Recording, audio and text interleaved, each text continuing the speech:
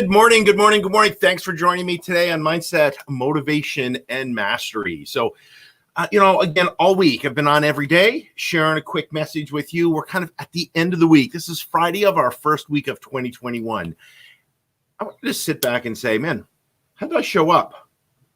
How did I show up? Like, did I show up at a level 10 or am I slowly working into this year? What were my results this week? Like, what were my results this week? And did I get to where you're going? I just got off a mastermind call this morning with a mentor of mine. And, I just want to shout out to all of the people that have helped, shape me. My goal this year is to get up in front of as many of those people as I possibly can. Right. So Tom Ferry, obviously, Tom, he has been a mentor of mine for years, helped me grow my business. And, now obviously I coach for him. He's an amazing inspiration, an amazing leader, an amazing coach, and lots of gratitude for him. And then I've got other mentors like, again, John Maxwell. I'm going down at the end of the month. I'm going to spend a little bit of time doing some stuff with him. Super I've been following John for 25 years. And again, over the years, you look at my bookshelf here, I'm going to not say half of my books are John's, but, I've every single book he's written. I read every single book. One of the things that I'm doing next, it's a couple of weeks from now, is participating in the new book that he has coming out, Change Your World. And then this morning, I was just on a mastermind call and I was reminded, again, that how important mentors are, how important having someone in your life that you're following that's helping push you. And again, that was on with Rock Thomas. I don't know if you all know Rock Thomas. Again, he's an amazing millionaire business coach. I've been following Rock for years. I was on a mastermind with him there this morning. And, we talked about the importance of having people in your life. So I'm going to ask you this. We're talking today about scaling your real estate business, like how to grow and scale your real estate business. And Rock said to me on the call this morning when I asked a question, he's like, sometimes you're too close to your business to actually recognize what needs to be done, right? You're in it. So, we all have coaches, we all have mentors, and he reminded me of the importance of coaching. Obviously, I'm not here to preach coaching. I'm telling you need to get a coach, but he did remind me that, often we're too close to make the right decisions, which is why it's great to have a mentor, someone to help follow you. So I'm going to push this out to you. Think about who you're surrounding yourself with in 2021. Think about the mentors that are in your life. Think about if you have a coach.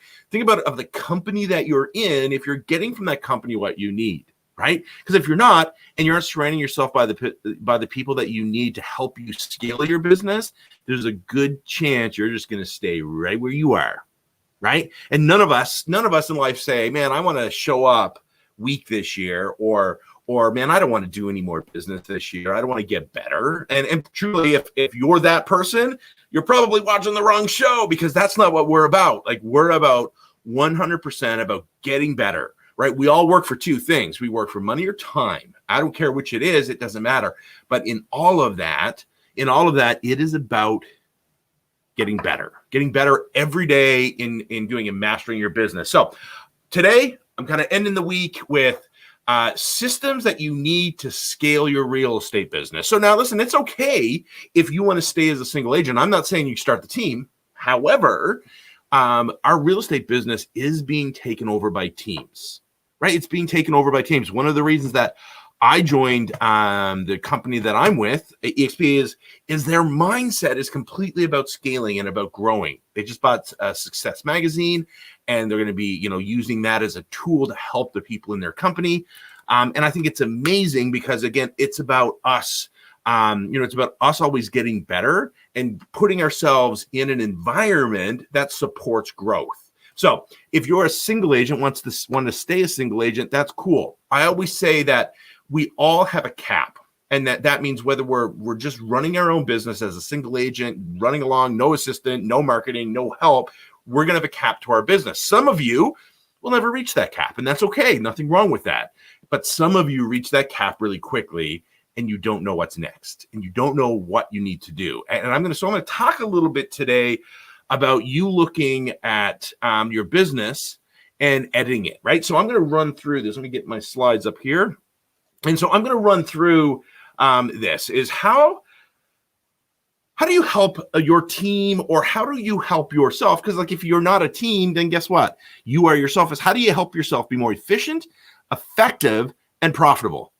Right? How do you help your team or yourself be more efficient, more effective, and more profitable?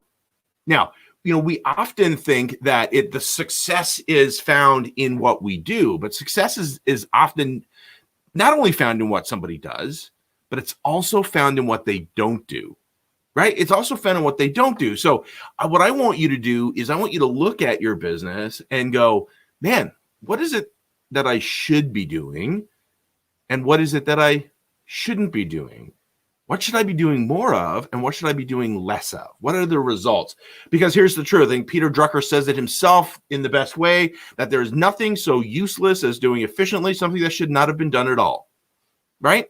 And so like my talk yesterday was completely about listings and about appointments. And the reason is without listings and without appointments, you're dead in the water as a real estate business. You're dead in the water, right? So if you're doing anything else right now, Peter Drucker would say there's nothing so useless as doing efficiently something that should not have been done at all.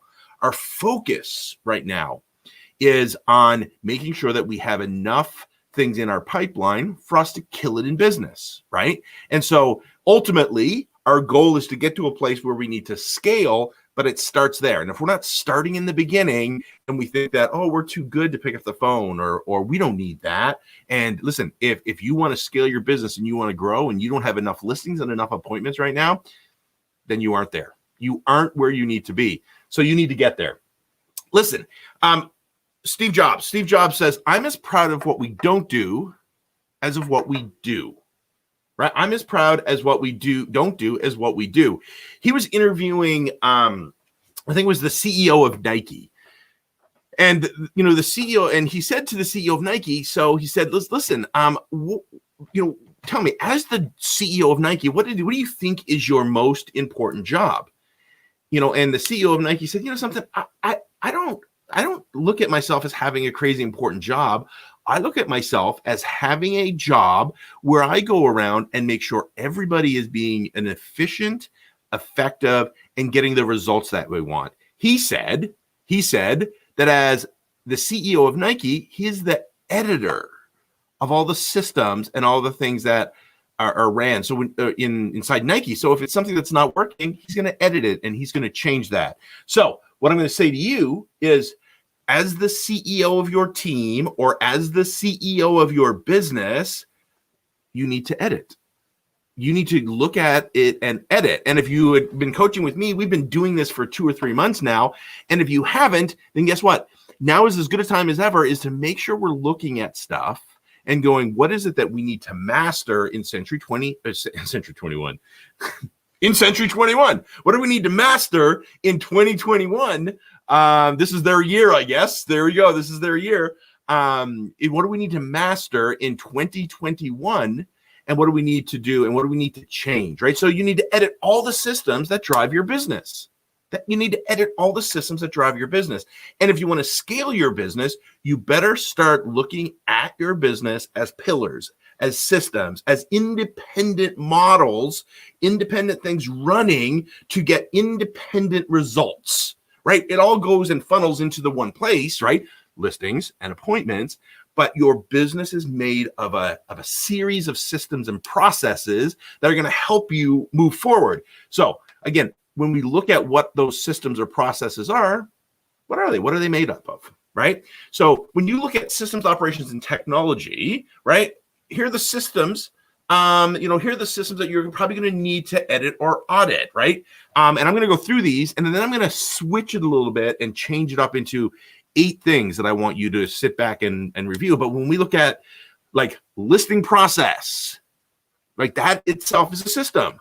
How do you list homes? What is the process? Is there checklists? Is there everything involved? Because like anyone that I work with, we focus on that listing process from the point at which we take the listing to the point at which we sell the listing. Everything is very processed and very systematic. Here's what it does. It buys you time and makes it very systematic so that communication is better and therefore consumer experience is better, right? And if you're just taking listings by the seat of your pants and you don't have a system in place, then guess what? Agents at any level probably already have some sort of listing process. And I'm going to say, is it the best listing process that's going to help you scale your business?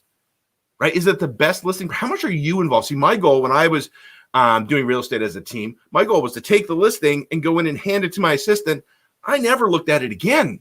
Now, doesn't mean I ignored the client. They always knew that I was there for them. But here's the truth is my assistant would always pick up the phone and call them, right? They'd call them and they'd go, hey, this is my job. This is what I do. Please call me. And that eliminated all of those calls I got from the people who list, or they call me and I go, hey, you got to call her because she knows what's going on, right? What's your process, right? And if you're the single agent without the assistant, the question is how much time are you spending? How much time are you spending within this process when you take a listing? Because I believe you should always have inventory.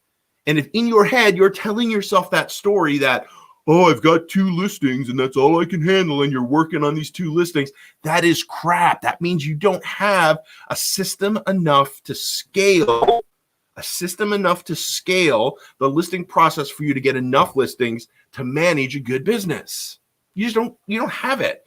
Work on that. The second one is the buyer process. It's the same thing, right? As I grew and I hired buyer's agents, we had a system with the buyer process of, how they met people, how they went through the buyer rep. Like our goal, I was telling someone yesterday, our goal was to get them to sign a buyer rep agreement. People are like, oh, we don't waste our time. Oh, that's so silly.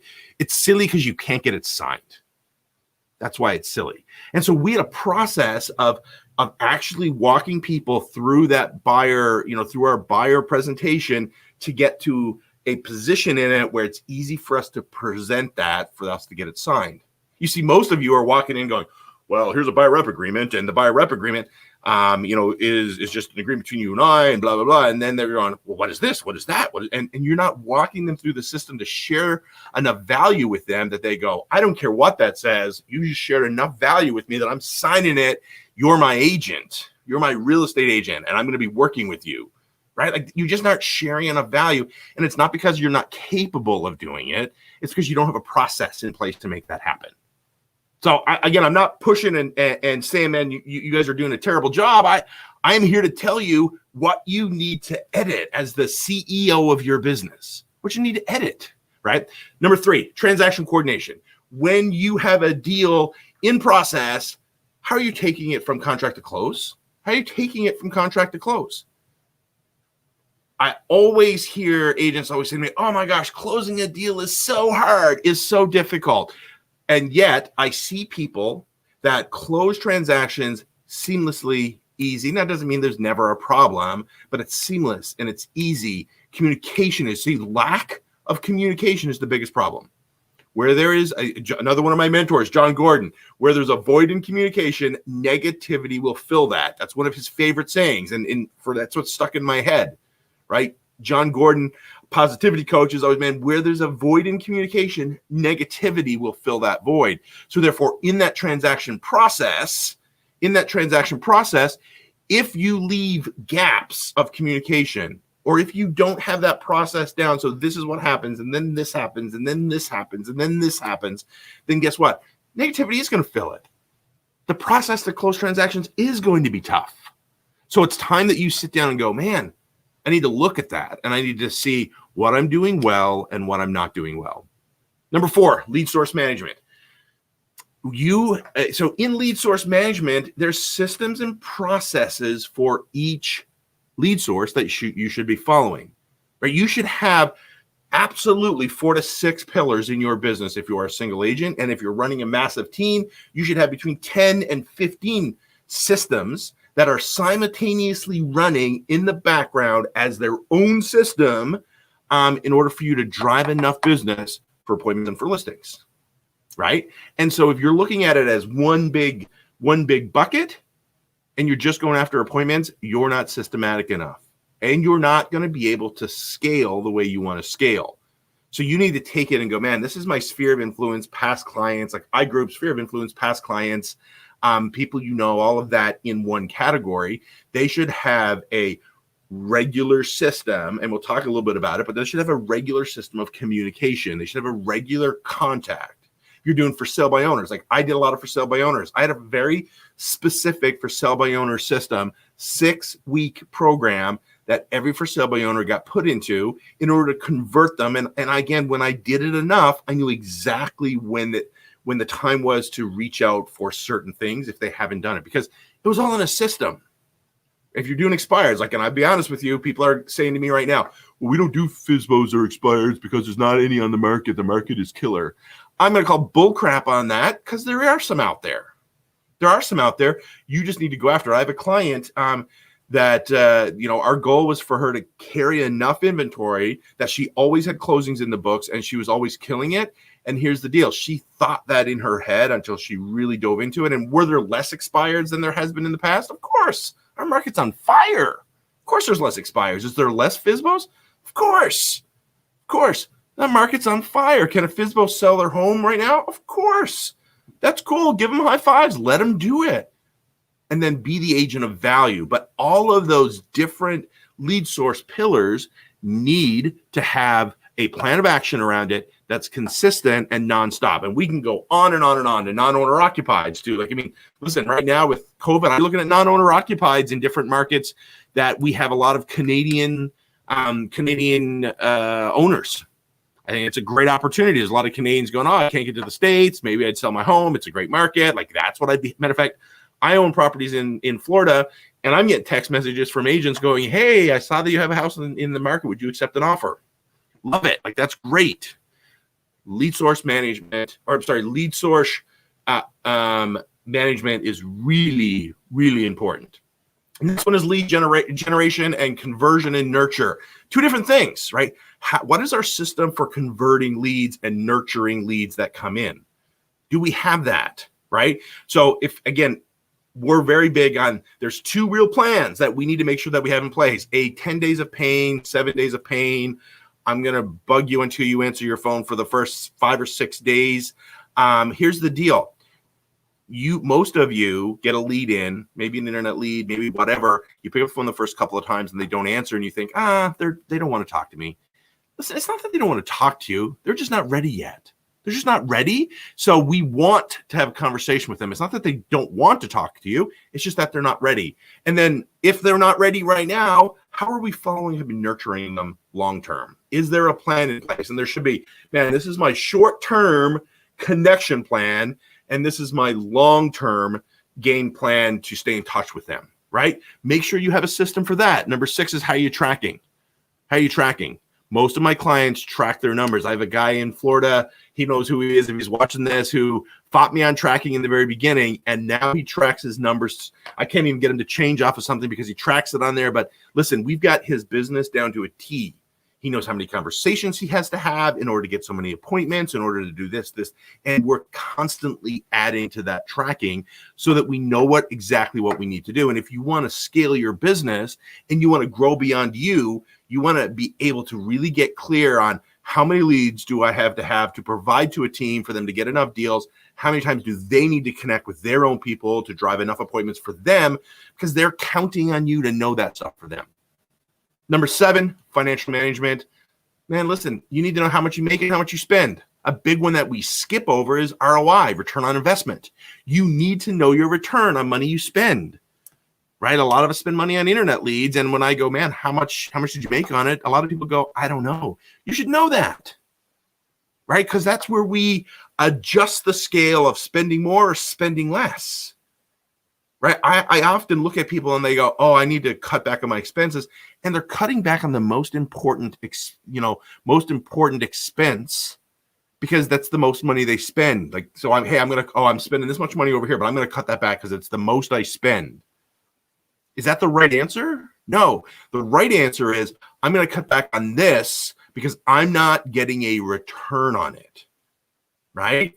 Making money is not, I've coached agents as well that have been like, oh yeah, I made $300,000 this year. And I'm like, great. How much did you put in the bank? Well, none. Why not? Well, I'm living still commission check to commission check, right? So making money and spending money is a dance. It's a dance, and you need to make sure that you're clear on it. I'm tracking everything and putting everything into some sort of QuickBooks, some tool that's tracking your expenses and tracking your income. Number 8 is consumer experience.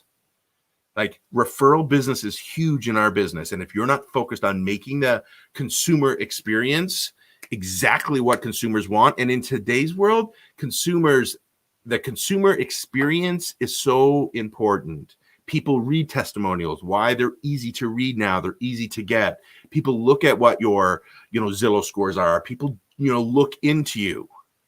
They research you. They look at your Facebook. They do all of that. So if you're not creating amazing consumer experiences that people are going out and raving about your business, and you're not asking them to rave about your business, then your referral business is going to suffer. It's going to suffer, right? So number 9, marketing and social media presence. And I pair those together. Again, marketing is a huge thing because it could be all the way from do mail outs still work? Yes. Right? It's mail outs, email campaigns. The cool part about marketing now is that social media has made it so easy for us to create visibility. And if you don't have a plan, like I have a simple social media plan that I get every one of my clients consistently, being consciously aware of so that they're doing it. It's every day. Go out and like 10 people's posts that are in your network, in your sphere of influence, not 10 of the same people every day.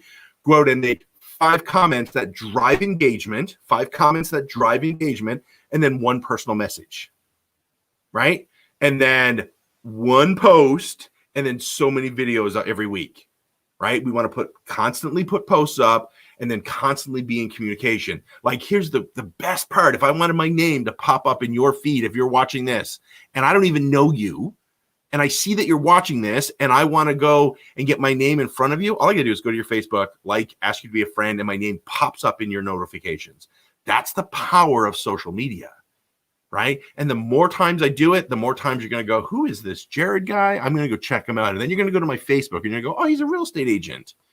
Oh, okay, now I get who he is. Then every time you see me like something on your Facebook or comment on something on your Facebook, you create that trigger that says, Jared, the real estate agent, right? That's the power of social media. And if we're not doing it consistently and constantly, and if we're still buying into the fact of, oh, that's a waste of time or that doesn't work, that's not what it's about. It's about creating visibility. And so if you don't have some sort of consistent plan around what that looks like, you're losing the game of visibility. And those that are seen more than you will be used more than you. Those that are used more than you and give them consumer a better experience, they will be used the same. They will be used again by the same person. Because if you're not connecting with your sphere of influence, somebody else is, hands down in our market, hands down in our opportunities that we have from a marketing and social media presence opportunity. And the last one is team building and to recruit and to retain. Like if we're going to be building teams, we want to make sure that we are recognizing the importance of recruiting and training, recruiting talent and retaining talent. Recruiting talent and retaining talent, right? So I'm going to end on one last thing, and I'm going to jump through this really quickly and then take off. I know I've been on here for almost 25 minutes, so I promised it wouldn't be too long, is this. What's going to help you scale? Here are the same systems. What staff, admin, and operation model are you following? What systems, operations, and technologies are you using? What is your lead generation and conversion plan? What is your marketing plan and branding plan? Again, visibility. What kind of culture and environment are you creating for your team or for yourself? How are you managing budgeting and finance? What's your recruiting and retention plan? And last but most certainly not least is how are you training and coaching your people to get better, whether they're staff or whether they're agents? All right, guys, I'm going to jump on that. Thanks for joining me here on Mindset, Motivation, and Mastery. I hope you got something out of that. If you need to rewatch it to get those. But listen, all I'm going to ask you to do is look at each of those systems and go, what do I need to do more of, less of? What do I need to start doing? And maybe what do I need to stop doing? And understand, yes, this is a fairly big process to get all these systems rolling. But if you don't have them, you can't eat an elephant in one bite. Bite off one at a time over the next 6 months and build it out. All right, guys, thanks for joining me on Mindset, Motivation, and Mastery. Have an amazing weekend. Have a powerful 2021. You will see me on this. Just go ahead and please follow, follow Realty Consulting Group's Facebook page. You can follow my YouTube channel, and we'll go from there. All right, thanks. Have a powerful week, and see you soon.